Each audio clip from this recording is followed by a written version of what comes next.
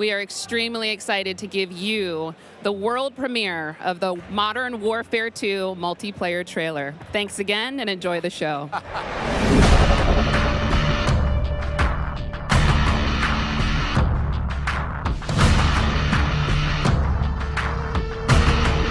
God damn you!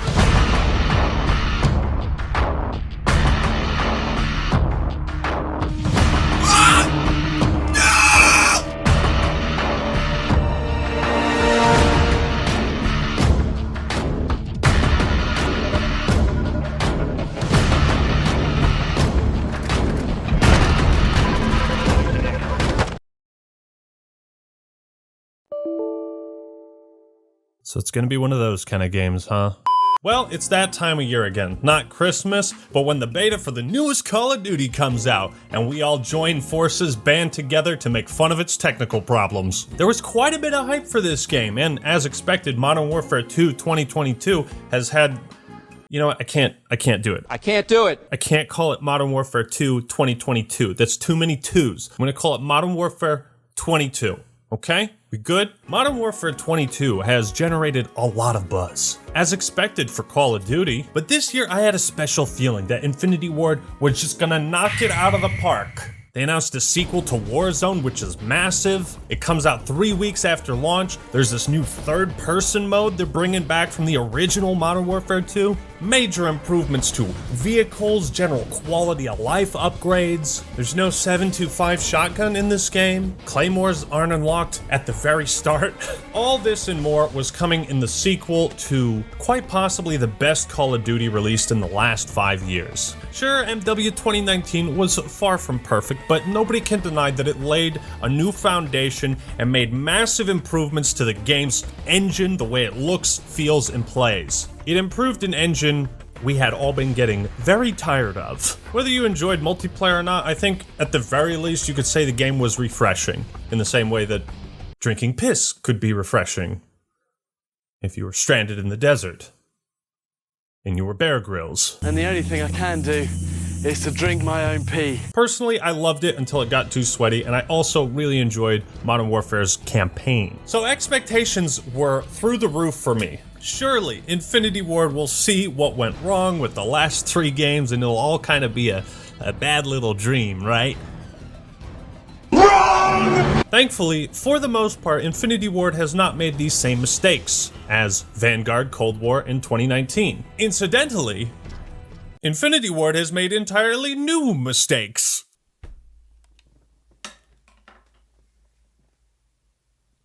The game fucking crashed. But before we jump into it, I've enlisted you to play Enlisted, the sponsor of today's video. Eyes up, soldier, this is General Act Man here, and Enlisted is a free-to-play World War II shooter with a couple of unique twists and surprises that I genuinely appreciate. Enlisted is a tactical squad-based shooter where you command and customize a squad of troops and lead them into battle. Choose between your different factions. Do you want to be a Nazi? You can do that. It's not my team and the enemy team. We have factions, people. Booyah!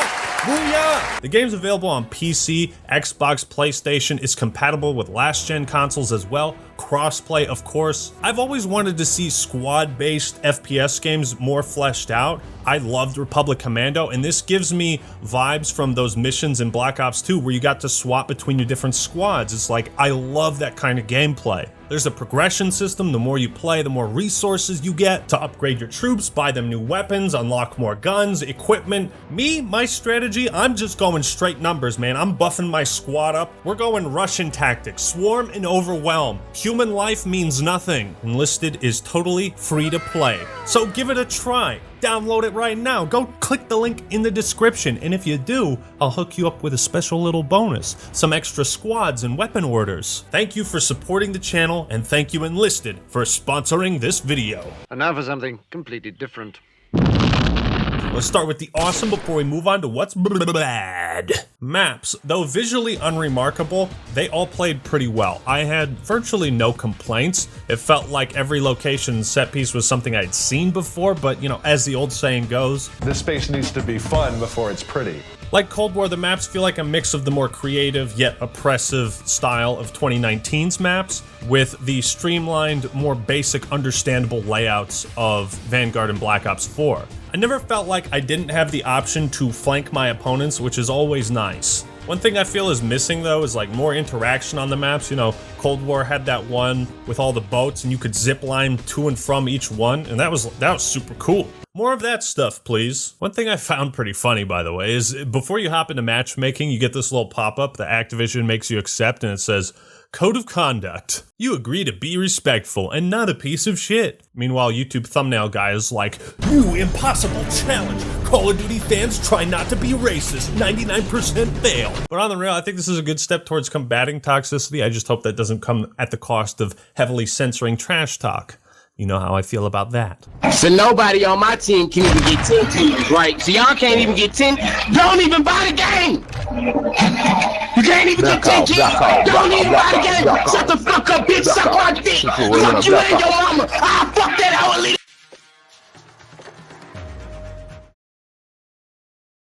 Another good thing, slide canceling has been removed. Get out of here, you're gone. This is a godsend. It's kind of like button combos in Halo 2. It's like, yeah, they're neat, they're cool. Congratulations on learning how to do them.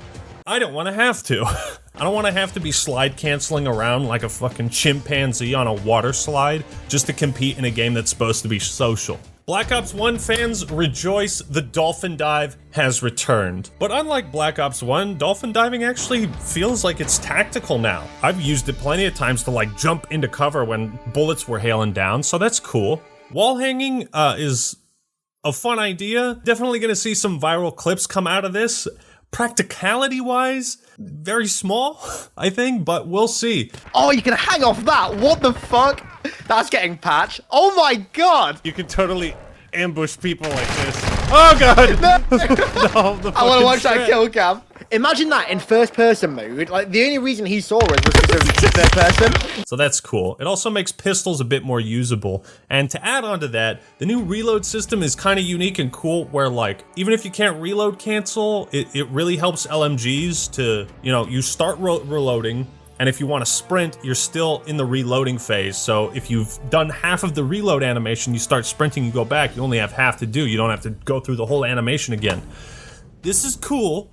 I still want to be able to reload cancel. Modern Warfare 22 also brings with it a very interesting spin on the classic progression system. Rather than having to commit to one weapon for 70 hours to unlock its 800 attachments, there's now families of weapons, yay! And they all have interchangeable attachments, so if you unlock something in the tree with the M4, you can use that attachment on the M16 so long as you level up the M16 and unlock that attachment slot, if that makes sense. It's a really cool feature and idea, and I like that it encourages players to branch out, literally, and use different weapons. It encourages a wider use of the sandbox. There are some problems with it though. Mode selection, easily MW2's biggest strength. They came out with this beta guns a-blazing.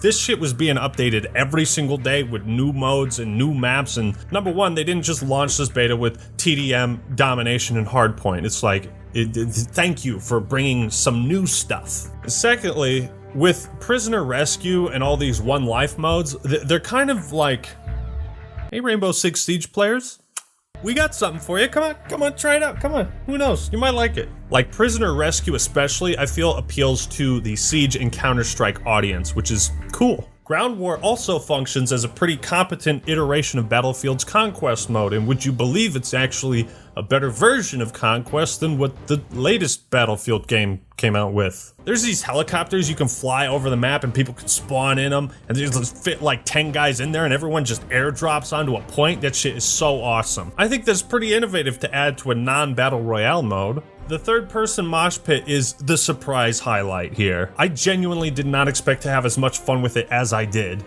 Oh, dolphin dive in third person, baby. Oh, shit. Oh my god, that looks so cool. Yeah, I didn't try that. And again, what Infinity Ward is doing is showing the Fortnite and PUBG fans, hey, we got a little third-person action too. Come on and join us. It's also a wonderful callback to the third-person mode from MW2. Knockout is a great addition again for someone like me who doesn't enjoy one life modes when the time to kill in the video game is like less than a quarter second. So adding revives to it, it kind of reminded me of Breakout from Halo 5, if that had revives, which I really enjoyed. Vehicles feel really well established in Call of Duty now, especially Infinity Ward's games. In the bigger modes, they're awesome. The tanks are fun to shoot and mess around with, fun to spawn on and jump out. It does give me Battlefield vibes again, which are good things. Oh shit, it's a helicopter. Oh, we're gonna die. Oh my god, I ran away. I somehow ran away. I somehow escaped all of that nonsense. So they've added a bunch of new stuff. They've revamped the perks, bunch of new weapons, equipment, tacticals, kill streaks. That was the good. How is Modern Warfare 2 fucking up? Quite a few ways, in fact. Let's talk technical problems. Generally speaking, I think Infinity Ward usually has the most polished games at release out of the 3 developers from what I remember, so I'm sure many of these bugs and glitches will be fixed in time. But in the meantime, we're still gonna make fun of them. And I'm not just talking like small bugs and, you know, consistent game crashes, you know, small stuff. I'm getting like 2042 flashbacks, man. I just discovered a really funny my fucking weapon. Now it's not as bad as 2042, but the PTSD, it's been triggered. How do I always have enough content in these videos to make a segment covering just like random shit that flashes on the screen? Why do the bars on the side of the play of the game just flicker? Why do they do that? Anytime you call in a cruise missile or a streak on the tablet, there's like this little box that pops up, trying to hold a point and then, What the what the are you getting that glitch too? What the fuck Yeah, just happened? who the fuck is contesting? I wasn't hit by an electric grenade in this clip. The interface was just having another seizure. There's this guy coming around the corner. I'm gonna pop his ass. What was that? Could not allocate from Louis element pool? What is that? Am I supposed to know what that means? Who the fuck is Louis? Fucking Louis, man! Oh, and that's nice. How do you like it when your enemies phase through the bottom of the map? What is this, cyberpunk? Dude, Louis, I will pay you $100 to fuck off. You know, there's the more harmful glitches like the David Blaine glitch. What the? Is he What floating? The? Yep. What the fuck? Hang on. You know, and I can kind of overlook these visual bugs when they're not so... Okay, now I'm really getting PTSD from 2042. We're back to the Game & Watch animations, are we? Now, to be fair, the third-person mode is a lot of fun. Oh, come on, man. This is getting obnoxious, don't you think? I'm prone right now. Is this what prone looks like? Is this what I look like in Last Stand? I just float diagonally? Oh, I'm bleeding out here, guys. I'm bleeding out. Now, to be fair, these visual bugs didn't happen in every match of third person, but it happened in quite a few. Also, you know how in most games where, like, respawns are limited, you can easily swap to other players' perspectives after you die so you can see what's happening? Well, Modern Warfare 2022, it has to load. Loading next player. Huh? Can't you just swap to him? I've never seen that before. Usually in these types of games, you hit the D-pad and it swaps to the next guy, boom, like that, you know? You don't sit there like, oh, I can't wait to see what's happening. I also want to mention that I attempted a triumphant return to streaming on YouTube, and this game crashed 3 times. And OBS crashed 3 times. I'm running a 3060, by the way, 32 gigabytes of RAM and an i9 processor. My setup ain't cheap. I've had laggy streams in the past, but I've never had a game that was like so overclocking everything that it crashed OBS too. This one time I used the Predator missile while in a helicopter, and when I got back, it just... Yeah, that happened. What the fuck? I'm not trying to find glitches in bugs. I don't go into a beta and like, I can't wait to hate this game. No, it's like, this is just what I encountered by playing. Moving on, one thing we can all agree on that needs improvements. The user interface. Boy, oh boy, this puts Halo 5 to shame, let me tell ya. That means a lot coming from me. Remember when all your custom classes fit on the screen at the same time and you didn't have to scroll? Actman remembers. Modern Warfare 22 looks like it's trying to appear like a mobile game. This horizontal layout, I don't think it's ever worked well in a first-person shooter. But I hear Infinity Ward hired people from Hulu to make this UI, and I'm just sitting here like... But why? Why would you do that? Why would you do any of that? You know how games have like that message in the day thing and it's usually tucked away in a corner somewhere? Well, check this out. Boom! Look at that. Look at that ratio. 90% of the screen is needed for the message of the day. That's one important goddamn message, and you are gonna read it.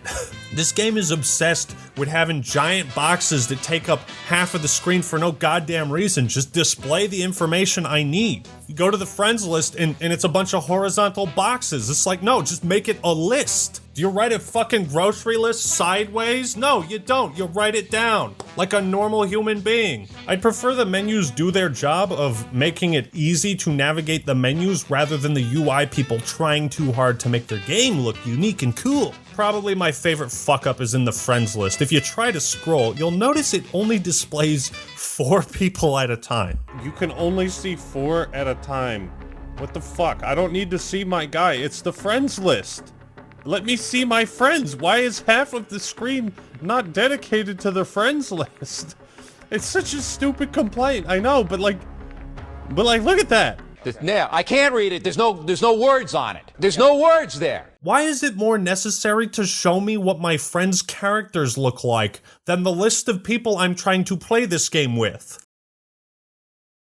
The whole top right area, whatever's going on up there, it just looks like a mobile game. You know, I've complained about Call of Duty UIs looking the same over the years, but I'm willing to stop if you just change this back. Another frustrating aspect is that you have to make a perk package now that you then select within your class. Instead of just like, here's the 3 perks I want for this class, it's now a package. And it's a class within a class, which just adds another unnecessary step to the whole class customization. They also messed up the weapon trees. I saw a viral clip going around and noticed this too. The layouts aren't clear. I've highlighted the weapon at the bottom and I want to go to this gun, so I hit up on the control stick. Instead, it takes me to the weapon above it. So it makes no sense. You just have to fucking smash your joystick around until it goes where you want it to. I also noticed, and I don't think I was the only one, there was no post-game carnage report in the beta, and that worries me. Is there actually any way to see my stats from last game? There is currently not. There is not a way to see the stats of the last match. That is fucking weird. I don't think I've ever seen Call of Duty do that. Or is this going to be another scoreboard update we have to wait for? Gunsmith looks amazing, but when you're trying to select a weapon, it's like, why is the first gun locked in this category, but the 3 after it aren't? And I don't understand the receiver concept at all. I wish this game had like a tutorial to walk me through what that shit was. If I have an M16 and I change the receiver to that of an LMG gun, it just turns it into an LMG. So it's like, what's the point? Why would I not just select the gun I want to use? I'm sure there's other issues with the UI, but I will say I do like the visuals when you highlight a mode and this big epic image shows up. But other than that, there's basically nothing good about this user interface, and it's a detriment to my experience. Shooting and Recoil. Like COD 2019, I enjoy the heavier, more realistic feeling gameplay where weapons aren't laser beams that can ADS in 1 millisecond. However, the recoil in this game is kind of fucked up. It's almost like mounting is now more essential. Like, it is so hard to just tap fire someone from range, either because the time to kill is so inconsistent, or weapons just have far too much recoil. The M16 is a burst weapon where only the first shot will hit its target consistently. I thought the entire point of a burst fire gun was to have short, accurate bursts. Remember, short, controlled bursts. Even after somehow leveling this gun up and maxing out recoil control as much as I could, the weapon is still unusable. It is godforsakenly bad. And this is where weapon progression could pose a problem. If you want to unlock attachments for this other gun, you have to play with this gun you don't like. That might be a problem if guns like the M16 remain trash. Why is Overkill a basic perk that almost every class is going to have, since it's objectively the best one in its category? Again, I like the idea of the perk system kind of unlocking them as the match goes along, and having 4 perks is cool. I like the perks that they have, I really do.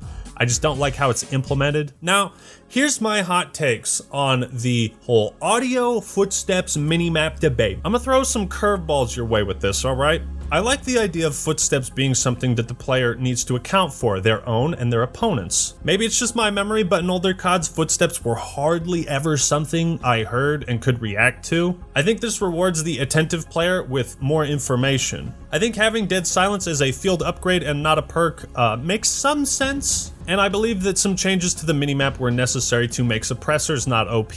This isn't Modern Warfare 2, where if you picked the suppressor, that was your one attachment for your FAMAS. So it made sense in that game that you'd be hidden from the radar completely when firing, because if suppressors did the same in this game, everyone would use them since you have 5 attachments. That being said, I could be wrong, but it seems like suppressors basically do fuck all, because you don't appear on the minimap when you shoot anyways, unless there's a UAV up. So there's really no point.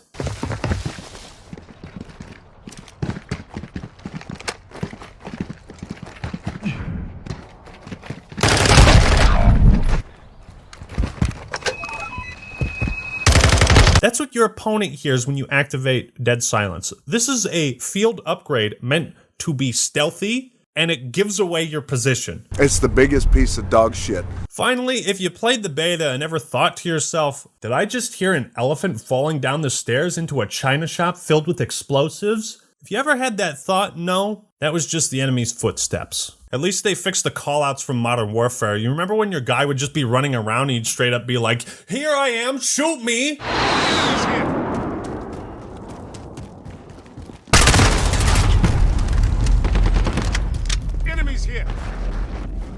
I'm shocked that 3 years after this review, this clip is still relevant. Now, this is what footsteps sound like in real life. And these are footsteps in Modern Warfare.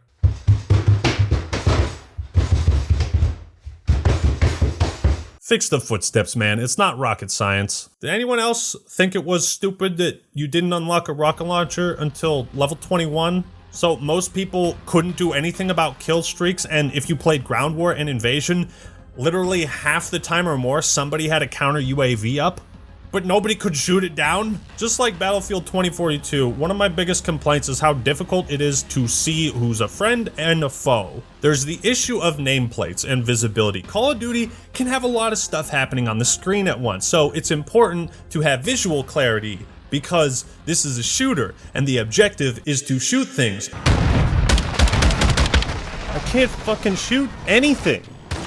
Unless we're talking about Team Fortress 2, you should never be confused who's on your team or not, especially in a shooter with a time to kill faster than a quarter second. These little blue dots, they ain't cutting it, because they can appear behind an enemy and trick you into thinking they're an ally. But if you look at Modern Warfare 2, the green nameplates follow your teammates around everywhere. Simple, easy, no confusion. Cold-Blooded Pro was a perk that lets you remove your nameplate from your enemy's vision. Modern Warfare 22 doesn't have to give enemies the same nameplate, but just make our allies far more clear. So when combining the minimap, the footsteps, dead silence, mounting, doors, nameplates, and visibilities, what we've got this year is yet another Call of Duty where camping is the most effective playstyle.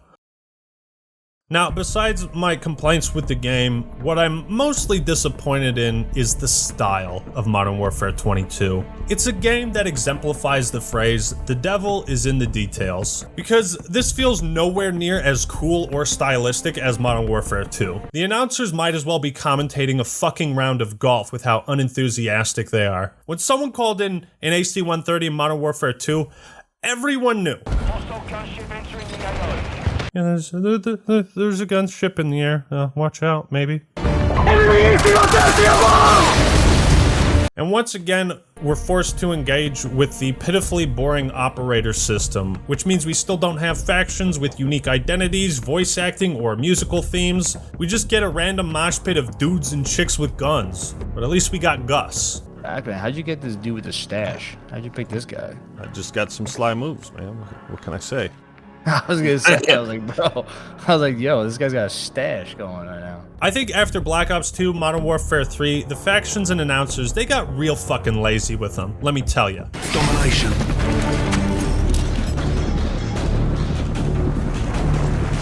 Let's do this. I'm losing Bravo. Hans Zimmer's soundtrack mixed with the incredible voice acting from Modern Warfare 2, it made it so iconic. I can't believe they didn't even bring back Mission Accomplished, Good Work. Mission accomplished. Good work. Like, it's easy meme material, easy brownie points. I'm not saying do the exact same thing, but at least try to nail a style as successfully as MW2 did in 2009. So I don't know if there's much to go over. My overall impressions are that this game is certainly a gem covered in diarrhea. It's a game I really want to love, but just can't all the way. I'm not willing to be in a relationship with you right now. It's not me, it's you. You know, while I appreciate the emphasis on more goofy modes and gameplay, among many other things, it seems like all the most basic aspects are wrong here.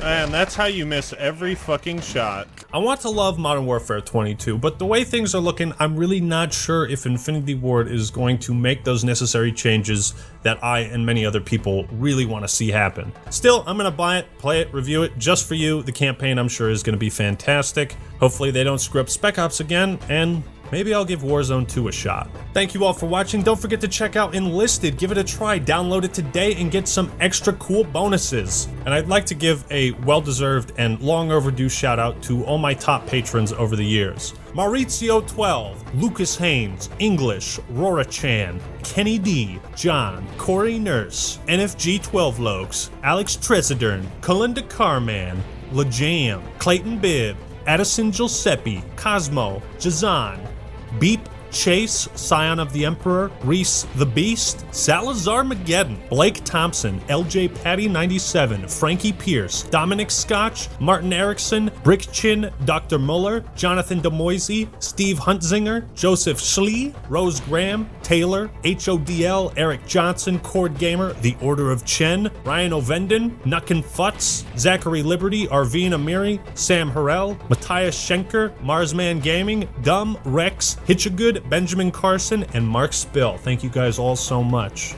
Alright everyone, that's all I got for today. This is the Act Man signing out. Peace!